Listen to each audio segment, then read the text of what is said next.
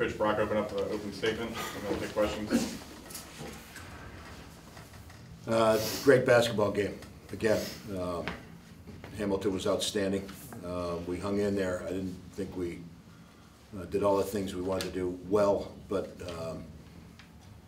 we were fortunate enough to get in the overtime and kind of win a 5-minute game in the end. And Andy hit a huge shot, a couple free throws to ice it a little bit. Jake had a great game throughout. We got really good contributions from some other guys, putting 5 guys in double figures, and that's kind of our forte. So it was a great basketball game. Played hard and well by both teams. Questions?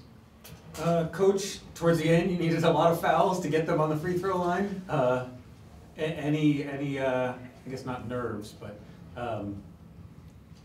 how did you think that last minute went with your guys hitting the big shots? Well, sometimes it's great not to have fouls because that's fine, but then when you got to catch up and you got to get the clock stopped and get back in the game, not having, I think we had 4.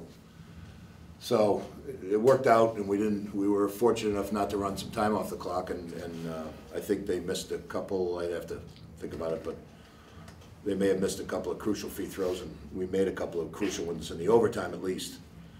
And we were able to get the last possession with 3.6, and Andy hit the shot. It was awesome. I would love to say that it was exactly the way I drew it up, but I probably better not go there. There was a name for it, it just didn't work. But then Andy hit the shot anyway, so that's how the last minute went with the fouls. Sure. Jake and Andy, that last shot, obviously it seemed like they were throwing everybody at you, Jake. You got to make the pass. You made the right one. Just your thoughts on how that went down? Well, the first one, I just came down. There was like 3 guys in front of me. Eccles right to my left, and threw it to Eccles wide open. I'm like, I'll take this all day. So lived with it, didn't hit it, touched every part of the rim. And the last play was kind of got dismantled a little bit, but Heath made the right decision by not throwing it down the court. Gave it to Andy, and Andy just got some space. They were not trying to foul, and just pulled up with a little bit of room. And we do this in practice a lot. We actually run these like crazy sequences at the end of the game, down 3, and that, for some reason I felt pretty comfortable, and I was like, you know what? I think if we prepared this, and if it doesn't work out, you know, we did what we could, and I just happened to hit it. Taking a shot like that before, Andy? It's kind of a shot you dream of, but to be honest. But in your driveway when you're young, with 3 seconds left in a shot like that. But I just wanted to get arc on it, get it to the rim, and it went in. It was an amazing feeling. I'm happy we got the win in overtime. Sure, Coach Jake obviously gets a lot of headlines for your team, but the rest of the guys had to step up in overtime. He wasn't the one putting the ball in the basket. How did you feel, especially down the bench, the guys contributed? Well, I think one of the major strengths to Jake, and he scores points and does this and gets a lot of attention.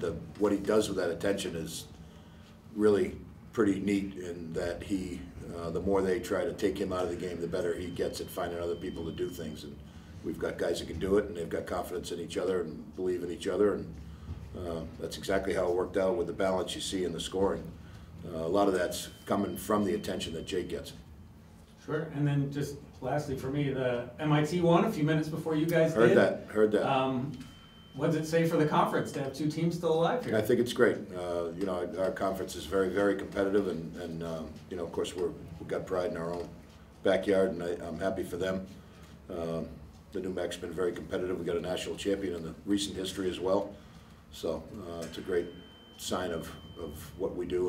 And actually, I've said this all along. I was most proud of anything that we've done in winning the NUMAC regular season with a body of work. I thought it was just awesome the way we went through the January, February, and won the NUMAC regular season conference championship.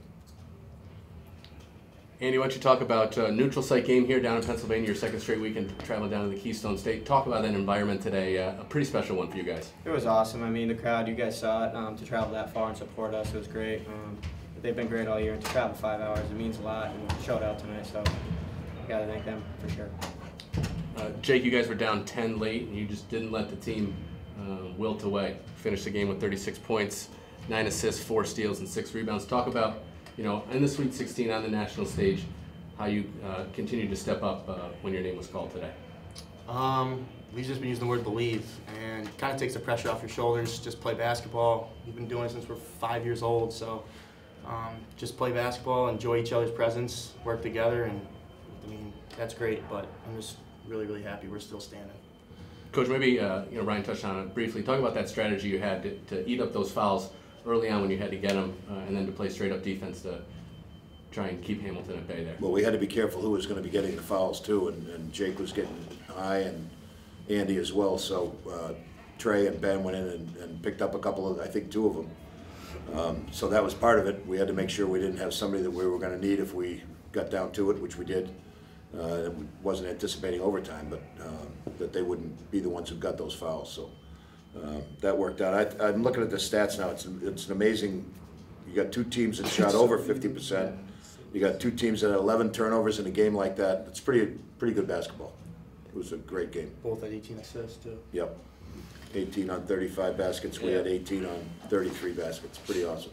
Andy, in the second round against Cabrini, you hit 7 big free throws down the stretch to seal it, and then again today, 3-pointer to force overtime, and then another big 3 to start overtime. Talk about you not wanting your senior season to end and coming up again, big for the pride down in the clutch. I just love these guys. I love this team, and we have a great thing going. And I mean, I just don't want it to end. So anything I can do to help that, I'll do. And I'm just happy we won, and we're still dancing.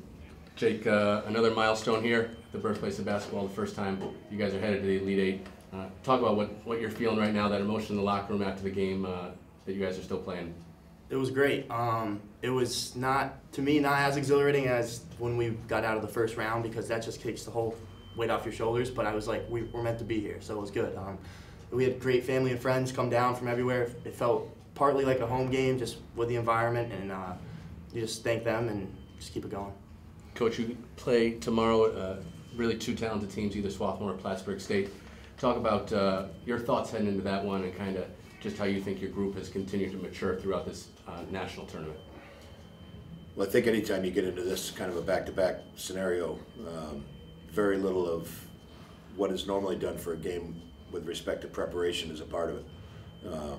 We've got to be totally focused and locked in on the things that we do well and do them well, and make adjustments during the course of the game. And I'm sure that the team we play tomorrow night is going to feel like they have to do the same thing. We think we got pretty good stuff. We think we can run our stuff pretty well. I think we can defend pretty well, and we'll have a few things that we can do in practice tomorrow, but it's going to come down to great defense, rebounding, and execution offensively, as always.